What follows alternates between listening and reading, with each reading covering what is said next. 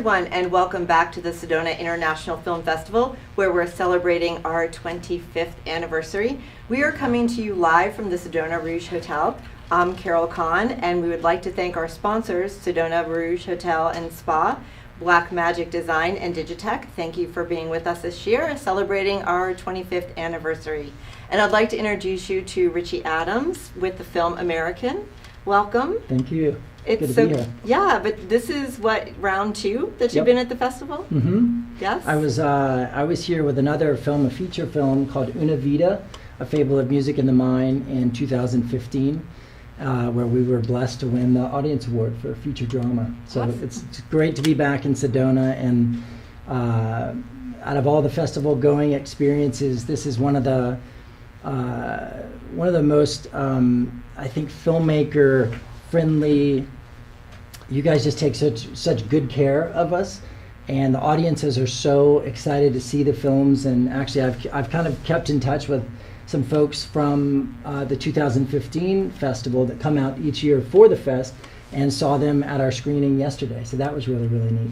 It's awesome. I know it's true. Like, even from our perspective, we love when filmmakers come back because it's just the alumni, and I don't know, it's just such a good feeling and a close feeling. So you make friends here, Mm-hmm. and always come back, and your friends will be here and welcome you. And so it is a great experience, even for us sitting on this end too. Awesome. Yeah. So tell us a little bit about your film, American. Yeah, so American is a story about an elderly veteran that works at a museum, the Japanese American National Museum in Los Angeles, and kind of every day goes about his business as a volunteer there. And one day a young lady comes in and shows him a photo on her phone that triggers memories for him back to his time being interned as a Japanese American in an internment camp, and then later fighting for the 442, an all Nisei Japanese American regiment that fought for the United States in World War II. And yeah, I don't want to tell too much more than that, but that's what the story is about, and we love it. I was able to attend one of the screenings last night, and it was a packed house, which is always great. You know, as a filmmaker, you make films for the audience, so to have a good audience there, it was great, and it seemed that folks really responded to the film. Awesome. Well, we do have a trailer that we'd like to Great. show. Perfect. This isn't right! Shikatakanai. Why are they in prison? I suppose people were afraid. Ma'am, any questions? That man is a wealth of information. My grandfather fought in the war. I have this photo my grandmother sent me. You honor his memory by coming here.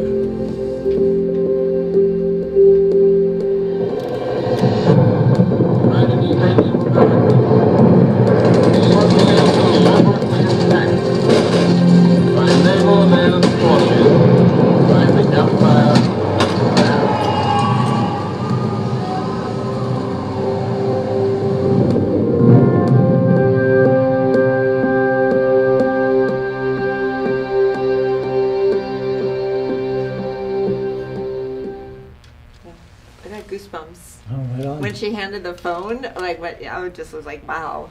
Yes. Was that based on a true story at all? No, I actually, whenever we committed to telling the story, my father, who is in the military, he went to West Point, was a Vietnam veteran. When he knew that I was going to move forward with the story, he said, you know, Richie, as it turns out, I'm going to Hawaii, and I have the chance to meet with an actual member of the 442, a 95-year-old gentleman named Clinton Shiriyashi. And when he met with him and he told him, you know, my son is telling this story, he shared with him his story and mentioned the rescue of the Lost Battalion, which was one of the most important battles, which in terms of losses, so not in a good way, for the 442nd. And so Clinton is there's the reason George Takei, his character has the name Clinton. That was to pay homage to Mr. Shirayashi. And then also, funny story is when we get to Los Angeles, we're shooting, and I used a lot of the same team that I had made Una Vida the feature with, same production designer and DP. And just before it came time to shoot, we're literally like a day or two out, our production designer comes up and says, Richie, we can't find the hat, the Garrison cap that George wears, which is like the most iconic, most important piece of wardrobe in the film. And I'm thinking, how is this possible? This is Los Angeles, you have every prop house on the planet, like, we can find the hat. She's like, I can make it for you if you want. I'm like, no, we can't be making this hat. It's got to be authentic. So I reached out to a gentleman for the National Go for Broke Educational Center, Mitch Mackey, who is incredibly helpful with research, that sort of thing about the story. And he put out like a 4-alarm, message, Richie needs the Garrison cap.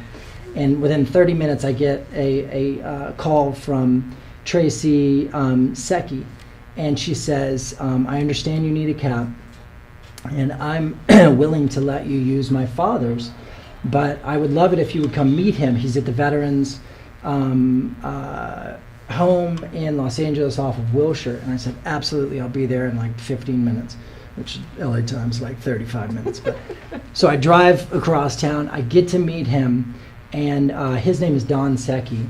And so all the medals that you see, the multiple Purple Hearts, all the medals that you see, all of the actual memorabilia that would have been the family memorabilia, even in the trailer when you see his family, played by Leonardo Nam in the flashbacks, the luggage that's all in there was their actual luggage, the Secchi families that was taken, that they had to put in storage and all of this sort of thing.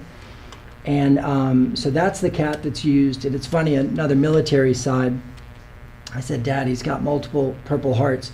Should I show all 3 in there? Or is that kind of gilding the lily? Like, I don't want to look like we have so many. He said, no, you absolutely should.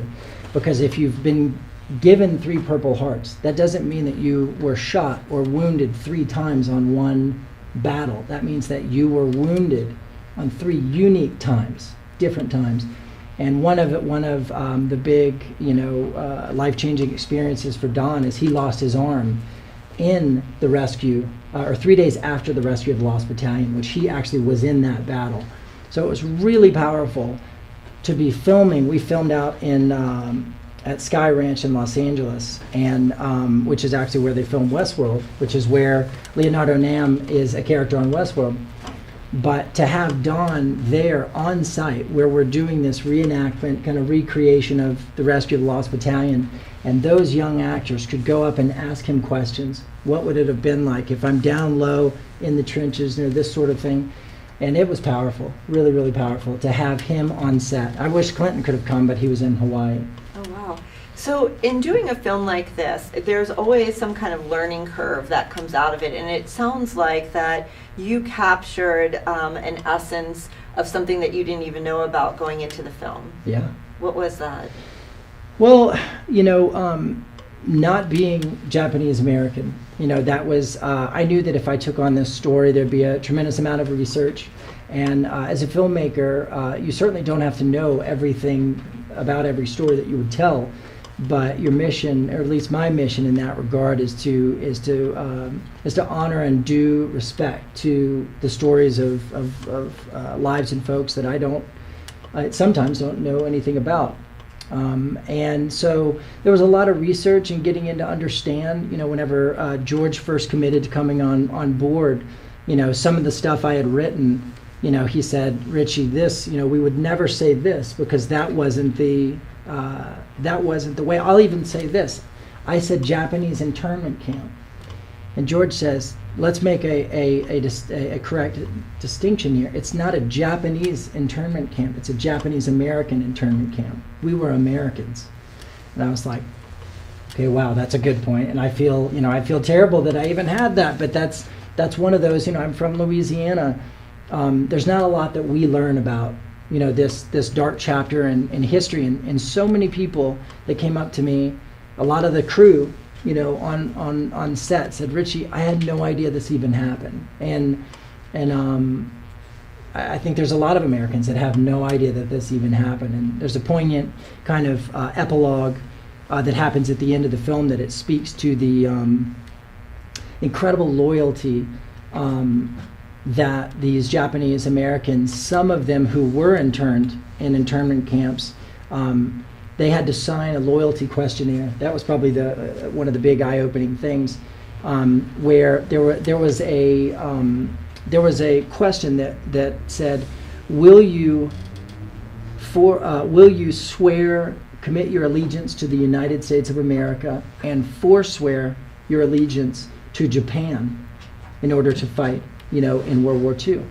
And a lot of people wouldn't say yes, because if you said yes, that was admitting to having any allegiance to Japan, of which these families had no allegiance. They had no connections. It could have been their parents or grandparents lived there, but they were born on United States soil.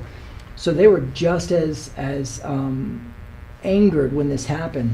Don Seki, who grew up in Hawaii, when this happened, the bombing of Pearl Harbor, he went in and signed up at 17 years old. He wasn't even old enough to draft, or not to be drafted, to volunteer, because he wasn't of age. So he lied about his age to go fight. For him, he was more angered than anyone, because he was an American. So it was lots of stuff that, big learning curve on him. Well, thank you so much for being with us. How can people find out about your film real quick? Our website is americanshortfilm.com, and then our Facebook is American 442. And yeah, we'd love for everyone to check it out. We're very proud of it, and so honored to be back at the Sedona Film Festival, especially on the 25th anniversary. I know, thank you. So you can't take 4 years to come back here. You have to come back sooner. Amen. All right. Well, thank you, Richie, for being with us, and we will be back with more from the Sedona International Film Festival after this.